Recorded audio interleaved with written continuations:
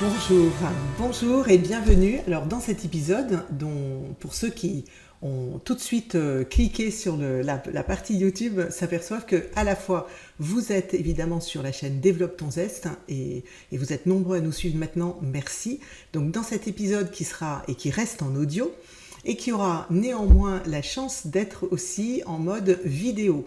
Donc vous pouvez et choisir l'un et choisir l'autre au gré de vos envies et je vous invite même, pourquoi pas, à redoubler l'écoute du podcast qui sera rudement intéressant aujourd'hui puisque j'ai un invité qui a des secrets à nous partager. Alors cet invité, je suis assez honorée de le recevoir sur notre plateau puisque vous vous en rendez compte là tout de suite à son petit coq. Il vient de vivre une aventure au haut du sommet qui a donné envie à pas mal d'organisations d'en savoir plus et aujourd'hui vous allez découvrir les secrets de performance et de cohésion des équipes. Je reçois donc Guillaume Tastet. Bonjour Guillaume. Bonjour Corinne. Alors, Corinne Lannepaban, je développe des épisodes comme mes collègues, Nathalie Rocher et Martine Chaillet de Développe ton zeste, autour des trucs et astuces et tips qui vont aider à développer votre potentiel de leader, de manager, mais aussi de façon beaucoup plus large de l'ensemble des organisations, puisque nous avons aussi dans notre audience des RH et des dirigeants qui souhaitent accompagner les changements des organisations. Et là, on est au cœur de notre sujet, puisque Guillaume, donc, peux-tu te présenter sur, à la fois, j'imagine, toi personnellement, et puis aussi Open Decide, bien sûr. Eh bien, donc, je suis Guillaume Tastet, donc le dirigeant et cofondateur d'une société qui s'appelle Open Decide. Alors, ce qu'on croit, après, c'est vraiment le cœur du sujet, c'est de savoir comment on arrive à faire équipe à notre époque. Et donc, on a développé en fait une technologie assez radicale sur le marché qui permet aujourd'hui à un peu plus de 2500 managers de pouvoir tout simplement atteindre le plus rapidement possible euh, un très haut niveau de performance d'équipe de manière durable sur des bases scientifiques avec leur équipe. Des promesses, des promesses. Alors pourquoi on va y venir de façon plus concrète, parce que je sais très bien que derrière les promesses, il y a un gros travail de fond, de recherche, Mm. et de façon éprouvée aujourd'hui. Par contre, alors le petit coq, tu étais où là, Guillaume, il n'y a pas si longtemps? Du coup, on était à Vivatech. On a eu la chance de faire partie des startups sélectionnées, entre autres, par le groupe LVMH. Donc, on a pu incarner l'excellence de technologie pour le management auprès du groupe LVMH. Donc, on était sur le stand de LVMH pendant toute la session d'Ivatech. On a fait partie des finalistes de l'Innovation Award. On était 18 sur une sélection de 1545 candidatures de 83 pays. On a fait partie des 18. On a la chance de pouvoir profiter de cette belle exposition et d'un très très bon salon à Vivatech cette année. Bravo, bravo, bravo, et bravo pour la visibilité et que j'imagine que ça vous a permis, tous les contacts que ça vous a permis de générer.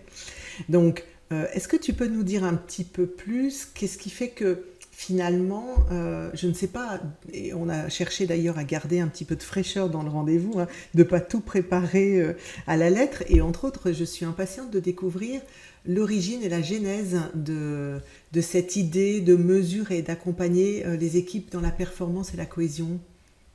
Mm. Alors, en fait, le point, je pense que ça part beaucoup d'aventures entrepreneuriales, ça part un peu d'une conviction de départ.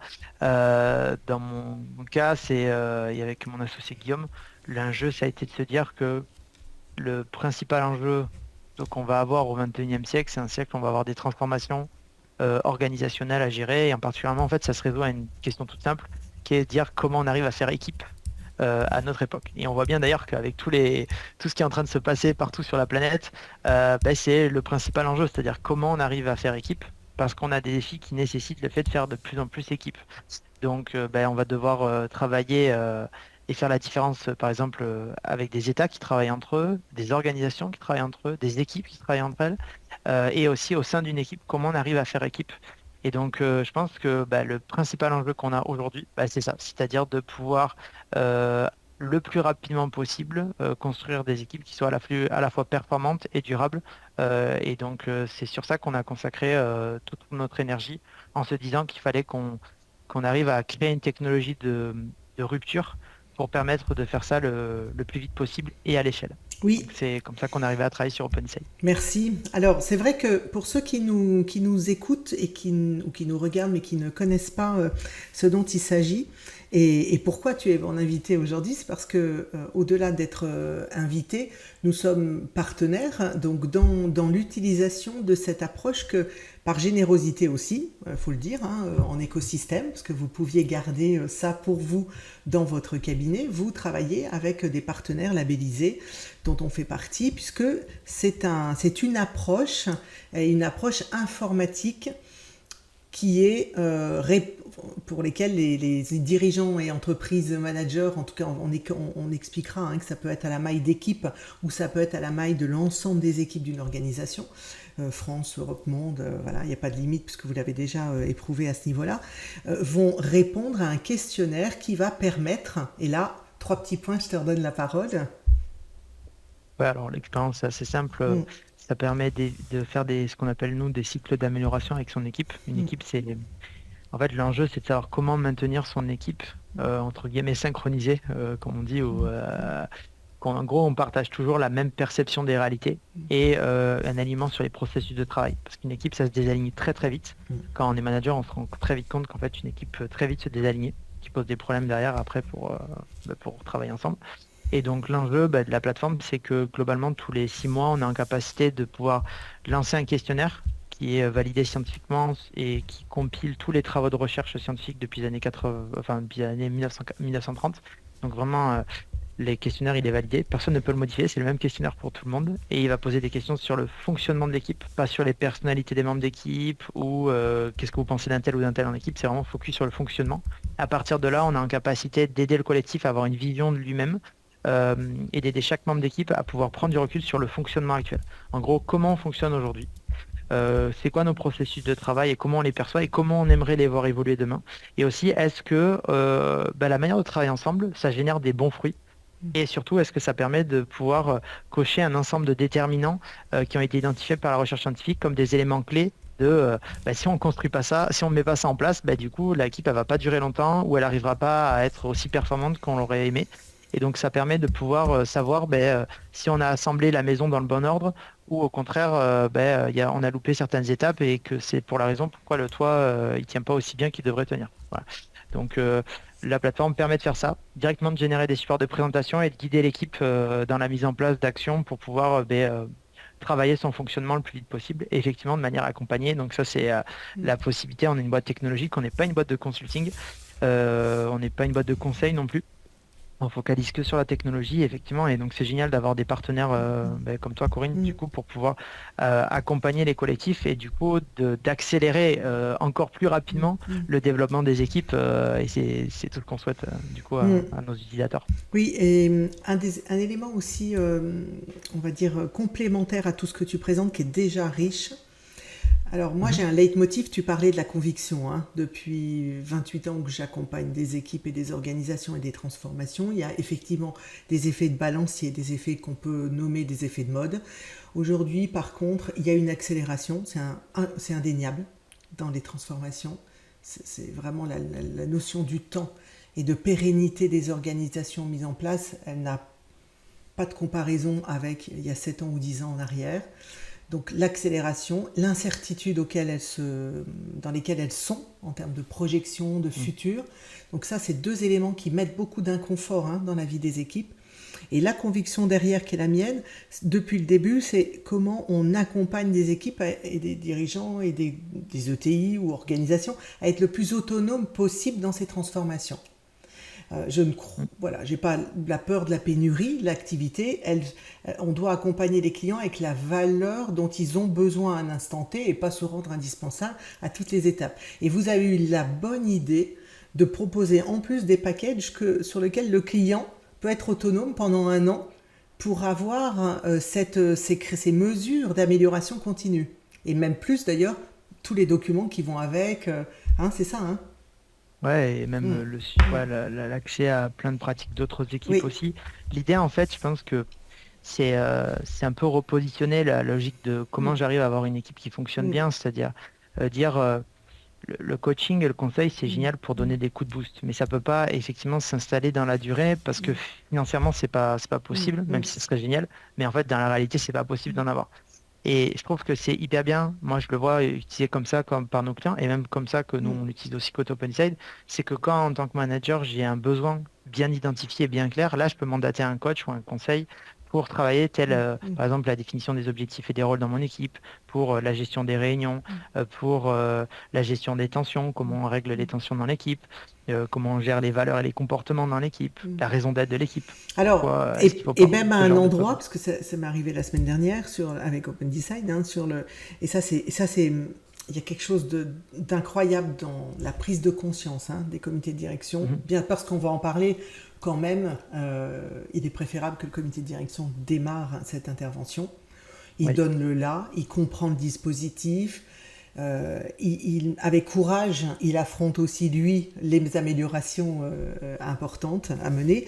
Et donc la semaine dernière, c'était le cas. Et quand, évidemment, que l'équipe a besoin, a envie d'avoir du feedback, de mieux se challenger, de mieux se parler, de générer des innovations aussi au sein de l'équipe. Par contre, ce que ça a permis de libérer la semaine dernière, c'est clairement la partie de la sécurité psychologique qui n'était pas en place. Et la parole s'est libérée et la fin de journée dans le travail, hein, d'accompagnement n'avait pas de commune mesure avec les 2 premières heures du matin, clairement. Ça a permis déjà là, moi j'appelle ça les bottes de 7 lieues. C'est-à-dire que, ah oui, ben évidemment qu'on peut pas être déjà, on peut pas être à cette étape on n'est pas sécurisé par rapport à, devant le manager, le leader, comment on accompagne, et il vaut mieux avoir quelqu'un d'extérieur à ce moment-là. Je l'ai senti chez eux, c'était quand même contenant, voilà. Ouais, ça permet même pas de Oui. recul. Mm, Et je pense mm, que c'est comme ça aussi qu'on... mm, En fait, les équipes, nous on le voit dans la plateforme, les équipes les plus performantes ne sont pas les équipes qui travaillent comme des malades du matin au soir. mm, En fait, ce sont des équipes qui ont, entre autres, une capacité qui est assez unique, qui est celle de pouvoir prendre du recul, de mm, s'arrêter, mm. de prendre du recul. C'est pas work Oui, hard, c'est oui. work smart. Mm, C'est-à-dire, elles travaillent de manière intelligente et ceux qui font ça de manière très forte, c'est entre autres avec des choses qui viennent des cultures militaires, par exemple, dans tout ce qui est culture du retour sur expérience, mm, là où dans les cultures agiles aussi, il y a mm, pas mal à s'est intégré. C'est-à-dire cette capacité du collectif, lors des réunions, des mm, comités de mm, direction mm. ou des points d'équipe, de se dire, OK, est-ce que ce qu'on a mis en place, ça a fonctionné ou non? Est-ce que la manière de fonctionner actuelle, Mm, elle est bonne ou non? Et mm, donc derrière, ce poids de recul, il mm, permet de faire des bonds géants pour la suite. mm, Effectivement, des équipes qui... Et c'est donc ça, c'est la différence majeure d'ailleurs entre les deux types d'équipes qu'on a sur la plateforme en mm, majorité. mm, C'est-à-dire les équipes qui sont des équipes qui sont fonctionnelles, ça fonctionne bien, mais ça pourrait largement mieux fonctionner ensemble et on n'est pas au plus haut niveau d'excellence et les équipes qui sont vraiment à des très hauts niveaux d'excellence et de très haute performance de manière durable. Ça, c'est vraiment une des différences, un des critères clés. mm, La différence, c'est cette capacité à prendre du recul. Dans la plateforme, on parle de réflexivité d'équipe mm, ou d'introspection d'équipe, réflexion mm. d'équipe, pour mesurer cette capacité du collectif à prendre du recul sur lui-même. C'est très important. Hein. Oui, et d'ailleurs, si j'étais trop réductrice parce que vous avez aussi le dispositif qui permet d'accompagner en transversalité, hein, les équipes projets. Hein. C'est pas seulement des équipes avec leader et manager, hein, dans les accompagnements aussi des changements. Hein. Ouais, on a Mm, aussi les mm, équipes projets. mm, Donc là, on est plutôt sur déploiement. Les cas d'usage aujourd'hui d'utilisation de ce plugin mm, équipe projet, c'est plutôt des équipes de projets qui durent entre 1 et 2 ans sur mm, des gros projets à fort enjeu. mm, Et donc là, l'idée, c'est de sécuriser le collectif cœur du projet, pas forcément les contributeurs, mm, mais le collectif cœur mm, qui doit un peu l'épine dorsale, enfin la mm, colonne vertébrale du coup du projet.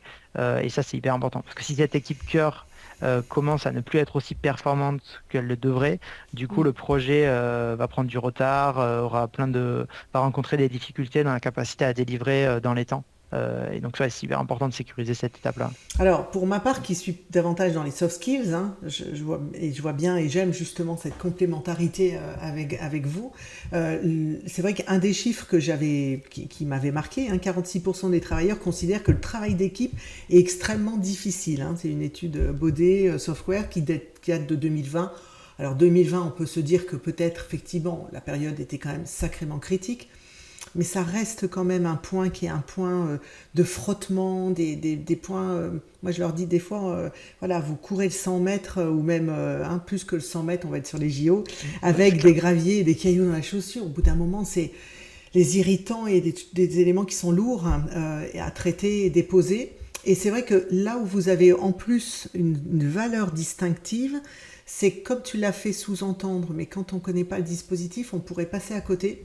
Chaque collaborateur, c'est pas un 360, c'est-à-dire que le manager n'est pas évalué. Par contre, il évalue la performance, l'efficacité, cohésion, enfin tout l'ensemble des critères de niveau de l'équipe. Et chaque collaborateur va aussi avoir son retour sur ses propres perceptions par rapport au retour de l'équipe. Hein. Ça, c'est puissant quand même. Hein. Pour l'avoir accompagné avec eux en débriefing, entre autres, c'est extrêmement novateur et très puissant. Bah, disons que le point, c'est toujours, on en revient à cette notion de cohérence et d'alignement au sein d'un collectif, en fait. C'est-à-dire que la perception que j'ai de la réalité n'est peut-être pas du tout celle du collectif. Et donc ça, c'est hyper important d'en prendre conscience rapidement. Alors c'est particulièrement vrai en tant que membre d'équipe, mais alors c'est très très très vrai pour le manager. Parce qu'en tant que lead manager, très souvent, on est plutôt, je le vois, moi le premier, hein, on est très optimiste et du coup, on est en mode, on fonce dans la bataille et on se retourne, il n'y a plus personne. Donc on se dit, mais ils sont passés où tous? Et souvent, en fait, c'est positif, c'est très positif d'être optimiste en fait. C'est parce qu'il faut avoir cette capacité d'entraînement positivement pour son équipe, c'est hyper important. Je rencontre ça avec l'optimisme et je rencontre ça aussi avec l'exigence, hein, des fois. Oui, voilà. C'est très bien. C'est une très bonne chose. Il faut être exigeant et il faut être positif. Il faut tendre vers ce haut niveau d'excellence et de manière positive. Et c'est une très bonne chose. C'est super. Le problème, c'est quand il y a trop de décrochage entre la perception du leader et l'équipe. C'est-à-dire qu'à un moment donné, le manager ne partage plus la réalité de l'équipe. Et donc l'enjeu, effectivement, est l'une des raisons pour lesquelles on a mis, entre autres, cette capacité dans la plateforme de pouvoir cerner l'écart entre sa perception et la perception de l'équipe, c'est pour résoudre un problème qui est celui des crises dans une équipe. Parce qu'en fait, une crise, elle se produit très souvent, en fait, c'est un phénomène assez naturel, une crise. Elle se déroule très souvent dans le fait que quand le manager ou le leader de l'équipe est trop en écart vis-à-vis de la réalité de son équipe, il y a une crise dans l'équipe. Donc c'est un phénomène assez naturel qui vise à réduire les écarts de perception au sein d'un collectif. Et le problème des crises, c'est que ça a un coût. C'est-à-dire souvent ça vient avec des blessures, des chocs, des héritages. Et donc l'enjeu avec la plateforme, c'est de pouvoir prévenir les crises au sein d'un collectif et de sorte à aider le manager à pouvoir resynchroniser sur la vision de son équipe, de sorte à éviter d'être trop en décrochage. C'est comme ça que je vois que les managers utilisent la solution et moi je suis le premier à l'utiliser dans cette plutôt dans cette tu as raison de parler de crise, ça nous amène au mot durable, parce que pour toi il a un sens particulier, ce mot durable, avec peut-être presque un point un petit peu des fois un peu de frottement ou d'irritation sur la QVT ou QVTC, hein, chez toi, en disant on nous fait des promesses, hein, et c'est pas toujours au bon endroit qu'on vient accompagner là où il y aurait besoin. C'est ça, hein, ton sujet de durable ou durabilité. C'est comme ça que vous avez conçu, entre autres, ce levier d'Open Design. Ouais, parce qu'effectivement, mais après, c'est pas. En fait, c'est hyper intéressant. C'est-à-dire que c'est pas tant une histoire de conception qu'une capacité à découvrir ce que la recherche connaît déjà. C'est-à-dire la recherche scientifique, qui sont allés chercher et dire, OK, quelles sont les équipes qui sont à la fois les plus performantes et qui arrivent à faire des choses relativement exceptionnelles. Et en fait, quand on étudie les équipes qui sont hallucinantes, on découvre qu'elles ont une capacité, d'une part, d'atteindre des objectifs, c'est vrai, mais ça se fait pas au détriment de la cohésion et de la satisfaction des équipes et d'un certain nombre de prérequis. C'est-à-dire que, en fait, la performance, d'une manière générale, toute équipe peut être hyper performante à un instant donné. C'est pas un problème. Là, il y a besoin de personnes. On peut tous pousser une équipe à être ultra performante. La question qui vient derrière, c'est combien de temps cela est possible et combien de temps on peut durer à être performant sans se sacrifier. Et on a plein d'équipes, hélas, qu'on voit dans la plateforme. Quand elles démarrent l'usage de la plateforme, on les voit. Ce sont des équipes qui sont très performantes. C'est pas le problème. D'ailleurs, par contre, elles se sacrifient au quotidien pour atteindre les objectifs. Ça vient avec un coût. Les gens, ils sont épuisés, ils sont pas contents. Il n'y a pas de choix dans l'équipe. Il y a des problématiques de tension interpersonnelle. Les objectifs, sont atteints, mais à quel coût et pendant combien de temps? Et donc, l'enjeu finalement aujourd'hui, c'est pas tant d'être à la fois performant. Il faut être performant, c'est pas un sujet. Réussir sa mission, c'est très bien et c'est très positif. Et par contre, le problème, c'est comment on arrive à réussir notre mission au plus haut niveau de performance dans la durée. Et donc là, quand les scientifiques ont commencé à regarder ces sujets-là, mais on se rend compte qu'il y a plein de prérequis. C'est-à-dire que la performance, c'est un peu le toit de la maison. Mais si derrière, on n'a pas mis en place les fondations, la performance, ça ne va pas durer longtemps. Donc, par exemple, 4-6 mois plus tard, l'équipe, elle explose en vol. Mince, dommage. Du coup, souvent, d'ailleurs, on perd plus que ce qu'on a gagné dans les 6 premiers mois. Donc, finalement, l'enjeu, c'est de savoir quels sont finalement les éléments, un peu les fondations à mettre en place pour que la performance soit la plus élevée possible et aussi la plus durable. Bon, évidemment, je bois du petit lait, hein, je le sais. Moi, par rapport aux auditeurs, je ne découvre pas. C'est le biais de confirmation, là, en ce qui me concerne, évidemment, et de confirmation de par ma pratique évidemment, de certains moments difficiles de santé au travail ou de risques psychosociaux. Et surtout aussi, des fois, je dois dire que j'ai un petit regard critique. Alors, mes confrères qui m'écoutent, s'il y en a, pardonnez-moi, mais notre métier à nous d'accompagner à l'instant T des organisations et des équipes avec ce mix de performance et de cohésion, c'est un mixte, c'est-à-dire qu'on ne peut pas arriver en plaquant des outils de connaissance de soi, de travailler que la relation, parce que comme tu le dis, à un moment donné, il y a une érosion. Et il y a une érosion les sportifs ne travaillent pas leur performance qu'avec une performance mentale. Il y a bien à un moment donné une autodiscipline, motivation et rigueur finalement qui porte cette motivation et qui va sous-tendre et in fine les amener à la réussite au plus haut niveau. Donc merci, je pense que c'est vraiment important de le rappeler. C'est un parti pris en tout cas, vous avez fait le parti pris scientifique et déjà éprouvé en fait, c'est ça que j'entends. Hein ? Oui, c'est-à-dire que l'idée, je pense qu'il y a des règles naturelles qu'il faut qu'on comprenne, parce que sinon on fait un peu n'importe quoi et on pilote et puis surtout on manage un peu au bon sens, mais le bon sens, ça veut dire tout et rien, c'est-à-dire que c'est pas parce qu'on a vécu 30 ans avec d'autres humains que pour autant on sait manager une équipe. C'est super dur de créer une dynamique d'équipe qui soit optimale dans la durée. En fait, la réalité, c'est que moi, en tout cas, ce que je pense, c'est que comme on a envie, quand on doit construire des centrales nucléaires, construire des éoliennes, construire des autoroutes, construire des maisons, on a découvert au fur et à mesure dans l'histoire de l'humanité qu'il y avait des règles naturelles qu'il fallait respecter pour que ça tienne et que ça fonctionne. Et en fait, je pense qu'on n'a pas encore, et là on commence à avoir suffisamment maintenant de données, de compréhension des phénomènes pour pouvoir comprendre comment ça se passe. C'est-à-dire qu'en fait, créer une dynamique d'équipe qui fonctionne, c'est tout à fait possible. Et aujourd'hui, on a les connaissances scientifiques pour comprendre pourquoi il n'y a pas de culture de feedback dans mon équipe, pourquoi personne n'ose parler, pourquoi les gens y râlent, pourquoi on n'arrive pas à innover dans notre équipe, pourquoi on n'arrive pas à se connecter avec les autres équipes autour de nous, etc., etc. Et en fait, ça, aujourd'hui, on connaît les antécédents qu'il y a derrière. C'est-à-dire que c'est juste qu'on ne peut pas installer le toit quand les fondations elles sont pas propres ou quand on n'a pas monté les murs. Ah là, donc, clairement, quand on parle de silos, ça parle aux équipes. Quand on parle d'héritage ou de crainte au niveau psychologique, ça parle aussi. Est-ce que c'est... Alors, parce que j'ai une partie, évidemment, de ma clientèle qui correspond aux ETI, à des ETI aussi de gouvernance familiale. J'imagine que, parce qu'on a parlé des grands groupes, on a parlé d'équipes uniques, j'imagine que c'est aussi applicable dans ces domaines-là. Il n'y a pas... Quels seraient les organisations qui seraient en exclusion ou déconseillées à l'usage d'Open Decide? En fait, aujourd'hui, il n'y en a pas parce que la création de valeur se fait au niveau de collectifs. Donc, que ce soit une start-up comme nous, où on est deux équipes, à, on va dire, un grand groupe comme par exemple le groupe EDF, où ils ont ils ont au total entre 15 et 20 000 équipes. Donc, c'est énorme. Voilà, c'est pas du tout la même taille, mais c'est un assemblage d'équipes. C'est-à-dire, quelles que soient les réorganisations qu'on peut faire dans tous les sens, la maille, l'unité de base pour produire de la valeur, ça reste le collectif. Donc, dans une ETI, c'est la même chose. C'est-à-dire qu'on a des collectifs. On a des collectifs... déjà, ça commence par souvent... Alors, On a pu déployer dans tous les sens. Donc aujourd'hui, on a un vrai recul de où est-ce qu'il faut que ça commence à bien fonctionner en termes d'équipe pour bien faire fonctionner l'organisation. Et il est vrai que ça, on ne peut pas y échapper. L'excellence, ça démarre par la tête. Et On parle souvent de pour la les tête du racines, tout poisson. dépend comment.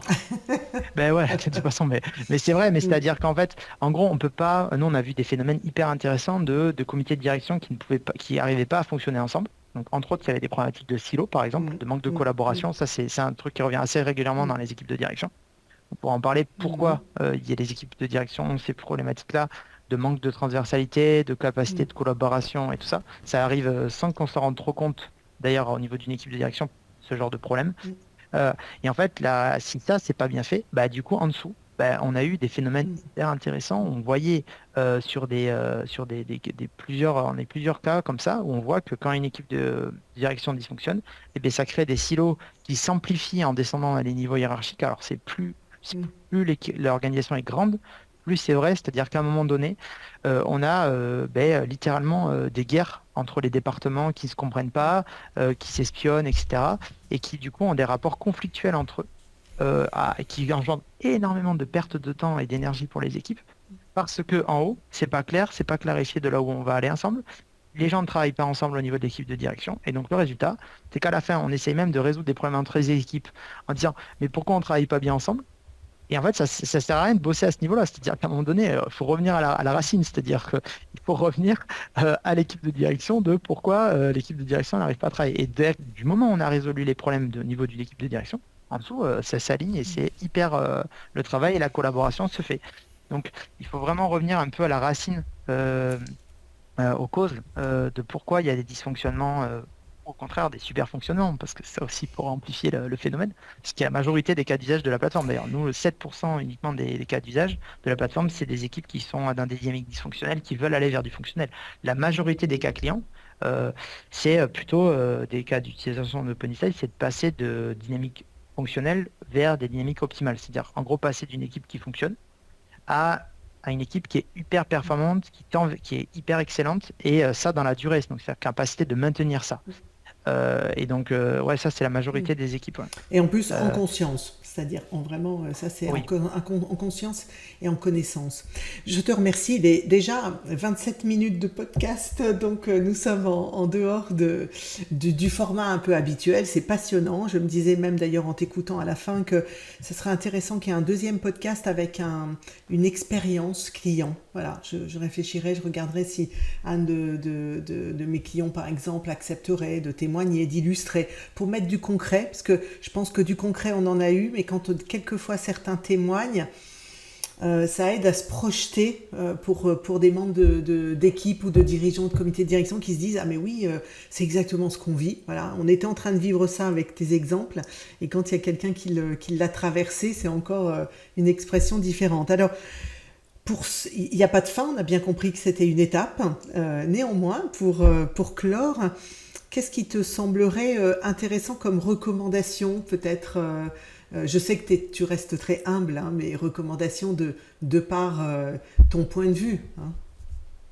Ben, moi, les deux recommandations que j'aurais pour les équipes, et je le vois, alors surtout là, je m'adressais plutôt aux équipes de direction, parce que je le vois venir, je le vois beaucoup se produire, c'est quelle est votre équipe?